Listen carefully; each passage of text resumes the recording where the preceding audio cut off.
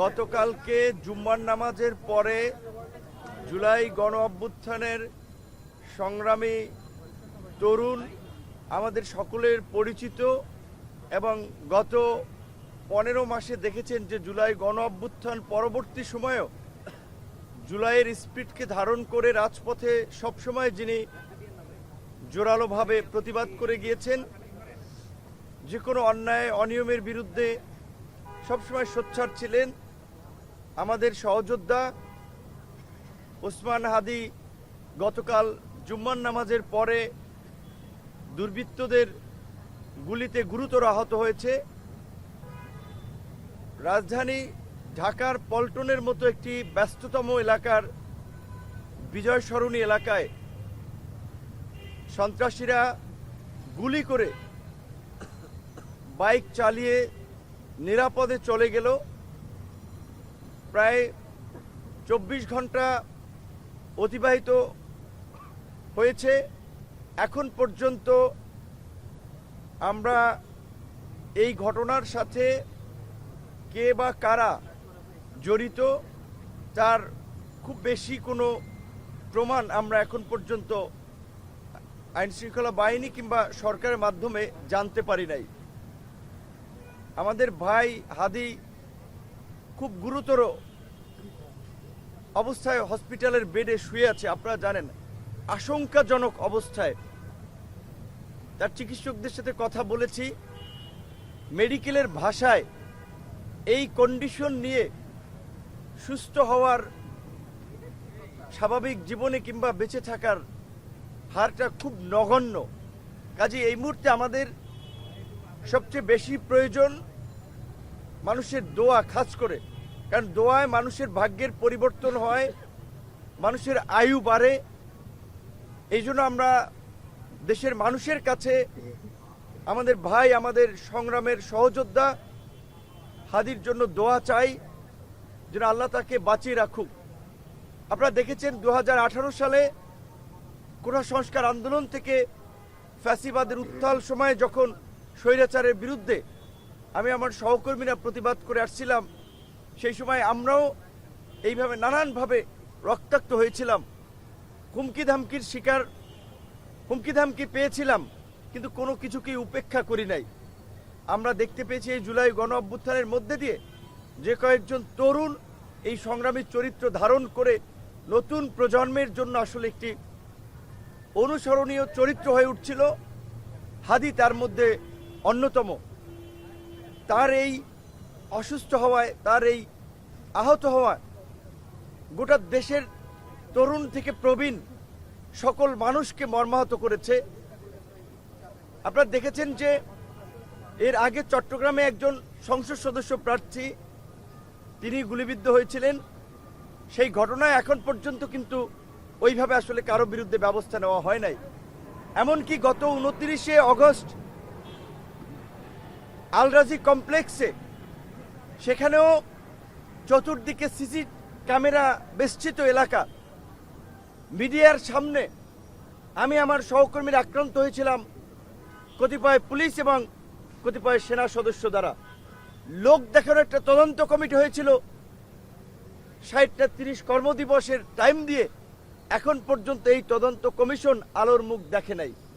যদি এই অতীতের ঘটনাগুলোতে যদি সরকার একটা শক্ত ভূমিকা নিত, আজকে এই ধরনের হয়তো ঘটনার পুনরাবৃত্তি হতো না।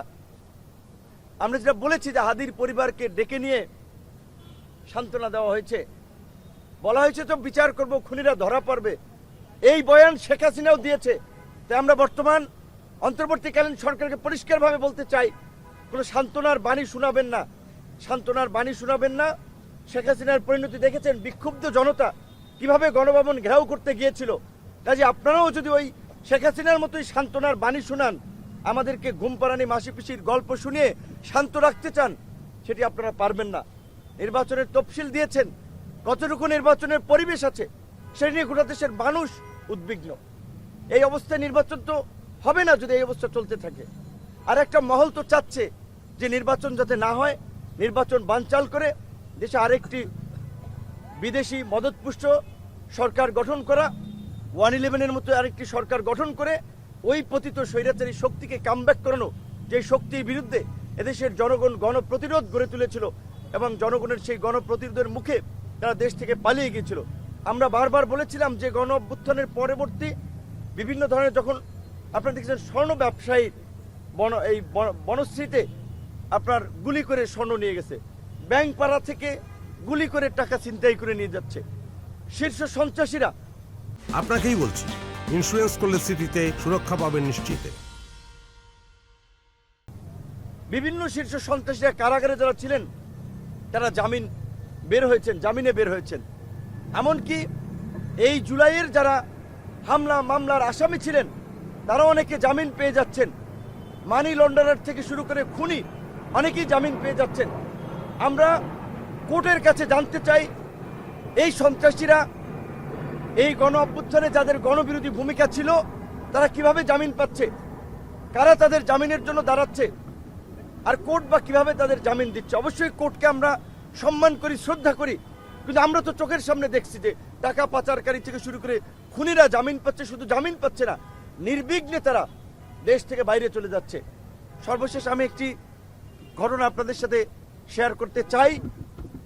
সরকারকে বলেছি, উপদেষ্টাদেরকে বলেছি, যখন আমরা 2018 সালে কোটা সংস্কার আন্দোলন করি সেই সময় শেখ হাসিনা জাহাঙ্গীর কবির নানক এবং এনামুল হক শামীমকে কোটা সংস্কার আন্দোলনকারীদের সাথে আলাপ আলোচনার দায়িত্ব দিয়েছিলেন। তারা গল্পের ছলে আমাদেরকে বলেছিলেন 2006 সালে বিএনপির ক্ষমতার শেষ দিকে তারা কিভাবে 28 অক্টোবরে ওই লগি বৈঠার তাণ্ডব থেকে শুরু করে দেশে অস্থিতিশীল পরিস্থিতি সৃষ্টি করেছিল, কিভাবে সীমান্তের ওই পার থেকে এই পার ঢুকে সিম পাল্টিয়ে তাদের নেতা কর্মীদের সাথে যোগাযোগ করে নাশকতা করেছিল এবং সেখানে কিভাবে সহযোগিতা করেছিল বিএসএফ তথা আমাদের এই প্রতিবেশী দেশের গোয়েন্দা সংস্থা। তো আজকে এই যে দেশে অঘটনগুলো ঘটছে এবং এই অপকর্ম করে কিন্তু অনেকেই সীমান্ত দিয়ে পার হয়ে যাচ্ছে এবং সীমান্ত দিয়ে ঢুকছে। কাজেই সীমান্তে কঠোর একটা নজরদারি ব্যবস্থার পাশাপাশি দেশের অভ্যন্তরীণভাবে আমরা মনে করি যৌথ বাহিনীর একটা সাঁড়াশি অভিযান পরিচালনা করা দরকার। এই যে আপনার অস্ত্র উদ্ধার নির্বাচনের আগে যে অভিযান চলে, অবৈধ অস্ত্র তো আমরা দেখছি পত্রপত্রিকায়, এমনকি আমরা দেখলাম যে কিছুদিন আগে ট্রেনে করে আপনার গান পাউডার, পিস্তল, ম্যাগাজিন, অস্ত্র সহ আপনার বিভিন্ন সামগ্রী আসছে। সেগুলো যদিও সে সময় সেনাবাহিনী হাতে ধরা পড়েছিল। তো এই অভিযান পরিচালনা আরো জোরদার করতে হবে। সোশ্যাল মিডিয়াতে হুমকি দিচ্ছে, আমাদেরকে হুমকি দিচ্ছে। এই ওসমান হাদি কোনো ব্যক্তি না, ওসমান হাদি জুলাইয়ের একটা চরিত্র। ওসমান হাদির উপরে আঘাত মানে জুলাইয়ের উপরে আঘাত। হসপিটালে বসেই আপনাদেরকে মোবাইলে দেখাতে পারি, আমি ইনবক্সে হুমকি দেওয়া হচ্ছে যে কাপড়ের কাপড় নিয়ে আমাদেরকেও রেডি থাকতে বলা হচ্ছে। এখন আমরা কার কাছে নিরাপত্তা চাবো? কয়জনকে সরকার নিরাপত্তা দেবে? আমরা ব্যক্তিগতভাবে নিরাপত্তা চাই, আমরা দেশকে নিরাপদ করার দাবি জানাই সরকারের এবং রাজনৈতিক দলসমূহকে আমরা অনুরোধ জানাবো ক্ষমতায় যেতে কিংবা ক্ষমতা দখল করার জন্য অস্থির হয়ে রাজনৈতিক বিভাজন তৈরি করবেন না। আপনাদের বিভাজনের কারণেই এখন পর্যন্ত ফ্যাসিবাদী শক্তির আস্ফলন দেখাচ্ছি। ফ্যাসিবাদী শক্তি 18 দলীয় জোট করতেছে, নির্বাচন করবে, নির্বাচনের মাঠে থাকবে, নির্বাচন বানচাল করবে, এই আওয়াজ দিচ্ছে। আওয়ামী লীগ নিষিদ্ধের সময় আমরা সকলের পরিষ্কার অবস্থান দেখতে পাই নাই। আওয়ামী লীগের বড় দোসর জাতীয় পার্টি সহ ফ্যাসিস্ট শক্তিকে নিষিদ্ধ করার প্রশ্নেও আমরা রাজনৈতিক বিভাজন দেখতে পেয়েছি, কারণ ক্ষমতার হালুয়া রুটির ভাগ বাটোয়ারা। তো এই ক্ষমতার হালুয়া রুটির ভাগ বাটোয়ারা নিয়ে যদি আপনারা ব্যস্ত থাকেন এবং জুলাইয়ের ঐক্য নষ্ট করে যদি দেশে বিভাজন সৃষ্টি করেন, এই দেশে কিন্তু কেউ নিরাপদ হবে না। শেখ হাসিনা 75-এর পরে 96-এ 21 বছর পরে একবার ক্ষমতা এসেছিল আওয়ামী লীগ, তারপরে এসেছিল কবে 2008 সালে। এসে কিন্তু দেখেছিলেন এই মুক্তিযুদ্ধের বিরোধিতার নামে কিভাবে একটি সাজানো বিচার ব্যবস্থার মাধ্যমে নিরীহ মানুষকে ফাঁসি দিয়েছিল, কিভাবে বিরোধী দলবিহীন বাংলাদেশে একটি একদলীয় শাসন ব্যবস্থা কায়েম করেছিল। কাজে ওই ফেসিবাদী শক্তির প্রশ্নে আমরা যেন আপোষহীন থাকি, আমরা যেন ঐক্যবদ্ধ থাকি এবং আজকের এই হাদির উপরে আঘাত, সামনে যে অবস্থা আমরা আশঙ্কা করছি আরও বিভিন্ন ধরনের আঘাত আসতে পারে। আমি বরাবর আমার এলাকায় যাই, নির্বাচনী গণসংযোগে প্রচার প্রচারণায়, রাতে ঢাকায় ফিরি। গতকালকে কিন্তু আমি আর সাহস পাচ্ছিলাম না যে রাতে ফিরবো। আমি সকালবেলা এসেছি, আমার এলাকায় ছিলাম। তো এই অবস্থা আমরা যারা এই জুলাই গণ অভ্যুত্থান থেকে ফেসিবাদী শক্তির পতনের জন্য আন্দোলন সংগ্রাম করেছিলাম, আমরা কিন্তু আজকে সবচেয়ে বেশি অনিরাপদ, আমরাই সবচেয়ে বেশি হুমকির মুখে। যারা জুলাইয়ের ধারে কাছেও ছিলেন না, তারা তো উপদেষ্টা হয়ে ফ্ল্যাগ লাগিয়ে প্রোটোকল নিয়ে ঘুরে বেড়াচ্ছেন, আমাদের কথা তারা ভাবছেন না। এমনকি এই সরকারের মধ্যেও পতিত ফেসিবাদী শক্তির দোসররা আছে, যার ফলে আজকে এই মাত্র 1-1.5 বছরে এই ফেসিবাদী শক্তি আস্ফলন দেখাচ্ছে। সোশ্যাল মিডিয়াতে তারা রাস্তায় নামবে, দেখে নিবে, জুলাই ভরে দিবে, জুলাই বিনাশ করবে, এই সমস্ত হুমকি দিচ্ছে। কাজে আমি বিনীত অনুরোধ থাকবে সকল রাজনৈতিক দল মতের, বিশেষ করে গণ অভ্যুত্থানের অংশীজনদের প্রতি, আসুন আমরা হাদির ঘটনা অন্তত ঐক্যবদ্ধ হই, দেশবাসী সবাই দোয়া করি আল্লাহ পাক তাকে সুস্থ করুক। এবং আমাদের নাগরিকদেরও একটা দায়িত্ব এবং দায়বদ্ধতা আছে।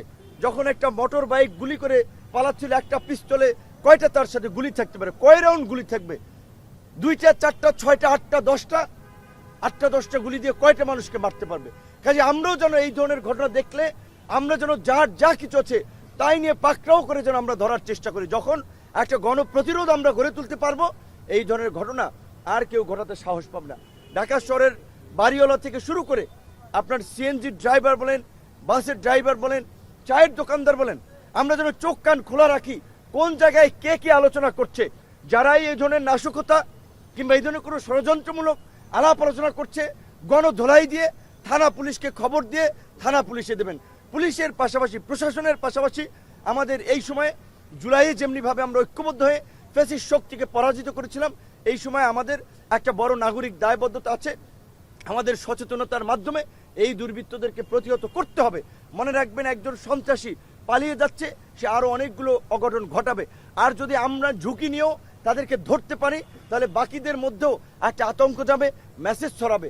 বিশেষ করে হাদির ঘটনার সময় আমি দেখেছিলাম আমাদের দুজন, আমি সিসিটিভির ফুটেজে দেখেছিলাম দূর থেকে বোধহয় আমাদের দুজন পুলিশ সদস্যের ভাইরা গুলির শব্দ শুনে ছুটে গিয়েছিলেন, কিন্তু বেশি দূর তারা আগান নাই। আমি দেখেছি, আপনার সিসিটিভির ফুটেজ তো দেখেছেন, তাদের হাতে তো বন্দুক আছে। এই ধরনের ঘটনা ঘটলে তো তাদের দ্রুত আপনার যাওয়া উচিত যে কোথায় কি হচ্ছে। তো কাজে আইন শৃঙ্খলা বাহিনীর দায়িত্বে যারা আছেন তাদেরকে অবশ্যই সরকার সেইভাবে দিক নির্দেশনা দিবেন যেন তারা যে কোনো পরিস্থিতিতে একটা কঠোর ভূমিকা পালন করতে পারে, দায়িত্বশীল ভূমিকা পালন করতে পারে। এবং এই হাদির ঘটনাকে কেন্দ্র করে, এই ঘটনায় আমি মনে করি এটা কোনো বিচ্ছিন্ন ঘটনা নয়, কোনো শুধুমাত্র একটি সন্ত্রাসী ঘটনা নয়, এর সাথে অনেক চক্র জড়িত থাকতে পারে। এর পেছনে কারা জড়িত সেই ঘটনার আদ্যপ্রান্ত খুঁজে বের করতে হবে এবং পরবর্তীতে যেন এই ঘটনা না ঘটে সেই জন্য আমি মনে করি যে আগামীকালকে থেকেই অন্তত কিংবা সরকার সিদ্ধান্ত নিয়ে একটা যৌথ বাহিনীর সাঁড়াশি অভিযান পরিচালনার মাধ্যমে জনমনে কিছুটা স্বস্তি ফিরিয়ে আনবে এবং সরকার যে তফসিল ঘোষণা করেছে প্রার্থী সমর্থকদের নিরাপত্তার বিষয়টি সরকার আমলে নিবে। আমি আপনাদের সকলকে ধন্যবাদ জানিয়ে দেশবাসীর কাছে দোয়া চেয়ে আমার সংক্ষিপ্ত প্রতিক্রিয়া শেষ করছি। আল্লাহ হাফেজ।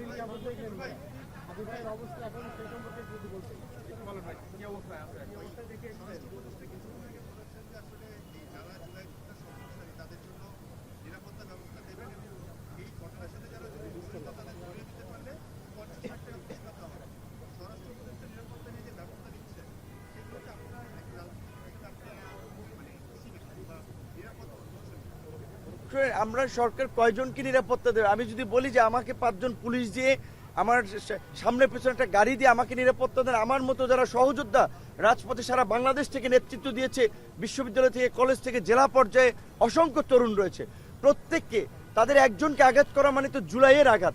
আর তারা তো শুরু থেকেই এই জুলাইয়ের বিরুদ্ধে একটা শক্তিশালী অবস্থান নিয়ে জুলাইকে ধুলোয় মিশিয়ে দেবে এই ধরনের হুমকি দামকি দিয়ে আসছে। আমাদের ব্যক্তিগত নিরাপত্তার চেয়ে আমরা চাই রাষ্ট্রকে একটা নিরাপত্তার মধ্যে নিয়ে আসুক, সমাজের সকল শ্রেণী পেশার মানুষের নাগরিকত্ব নিশ্চিত করুক। আর স্বরাষ্ট্র উপদেষ্টা প্রকৃত অর্থে বলতে গেলে স্বরাষ্ট্র উপদেষ্টা এবং আইজিপির বিরুদ্ধে অভিযোগ যে তিনি আপনার ফেসিবাদের দোসর ছিলেন, ছাত্র দলের নেতা, সাবেক বিএনপি নেতা পিন্টুর হত্যাকাণ্ডের সময় তিনি আপনার এসবির দায়িত্বে ছিলেন, সেই সময় এই আপনার বিডিআর পিলখানার হত্যাকাণ্ডে তার সংশ্লিষ্টতা উঠে এসেছে। স্বরাষ্ট্র উপদেষ্টার ব্যক্তিগতভাবে তিনি আন্তরিক মানুষ, সজ্জন ব্যক্তিত্ব, সহজ সরল মানুষ, কিন্তু এই রকমের ব্যক্তি দিয়ে স্বরাষ্ট্র মন্ত্রণালয় চলে না। গণ অভ্যুত্থান পরবর্তী সময়ে আমরা আইন শৃঙ্খলা বাহিনীর প্রতি যে ভূমিকাটা আমরা প্রত্যাশা করেছিলাম স্বরাষ্ট্র মন্ত্রণালয়ে, সেইটা আমরা দেখি নাই। এবং এই উপদেষ্টা দায়িত্বে থাকলে নির্বাচন পর্যন্ত আমরা যাইতে পারি কিনা সেটা নিয়ে আমাদের সন্দেহ আছে। কাজে আমরাও সরকারের সাথে আলাপ আলোচনা করে সরকার যদি কার্যকর পদক্ষেপ না নেয় তাহলে তো আমাদের যে ধরনের পদক্ষেপ নেওয়ার আমাদেরকে তো সেটা নিতেই হবে। তবে আশা করি সরকার রাজনৈতিক দলের সাথে সংলাপ করার মধ্যে দিয়ে তাদেরকে ঐক্যবদ্ধ করে এই পরিস্থিতি কিভাবে মোকাবেলা করা যায় তার একটা পথ তারা আমাদের সামনে উপস্থাপন করবে। ধন্যবাদ। না, মোটা দাগে তার অবস্থা ক্রিটিক্যাল। মেডিকেলের ভাষায় এই ধরনের ঘটনা থেকে, ইনসিডেন্ট থেকে ফিরে আসাটা খুব রেয়ার কেস, কিন্তু একেবারেই যে নাই সেটা না, খুব রেয়ার কেস। তাই আমরা বলছি যে আল্লাহর কাছে দোয়া করেন, মানুষের দোয়ায় ভাগ্যের পরিবর্তন হয়, আয়ু বাড়ে। কাজে আল্লাহ পাক যেন তার আয়ু যদি না থাকে তাকে যেন আরো আয়ু বাড়িয়ে আমাদের মাঝে যেন তাকে সুস্থ করে আবার ফিরিয়ে আনেন, আমরা সেই দোয়া করি। সাবেক প্রধানমন্ত্রী সম্পর্কে কোনো তথ্য পেয়েছেন কিনা? তার শারীরিক অবস্থা এখন কেমন আছে? তার শারীরিক অবস্থা তো আগের মতোই আমরা জানি, স্থিতিশীল পর্যায়ে। আসলে মূলত এই আপনার সেনাকুঞ্জের যেদিন গিয়েছিলেন সেদিন থেকেই তার অবস্থাটা আসার পর থেকেই অবনতির দিকে, একটু ইমপ্রুভ হচ্ছে আবার অবনতি হচ্ছে। তার জন্য তো আমাদের দোয়া সবসময় আছে। এখন আসলে দুটো ঘটনায় এবার ক্যারে শোক নিয়ে আমাদের আসতে হচ্ছে। একদিকে আমাদের সকলের প্রাণপ্রিয় নেত্রী, আমাদের পছন্দের মানুষ, বাংলাদেশের মানুষের ভালোবাসার নেত্রী বেগম খালেদা জিয়া, তার মধ্যে আরেকটা আমাদের এই অসুস্থতা, এই কষ্টের মধ্যে আরেকটা ঘটনা যে হাদির ঘটনাটি। আল্লাহর কাছে দোয়া করি দুজনকে আল্লাহ পাক সুস্থ করুক।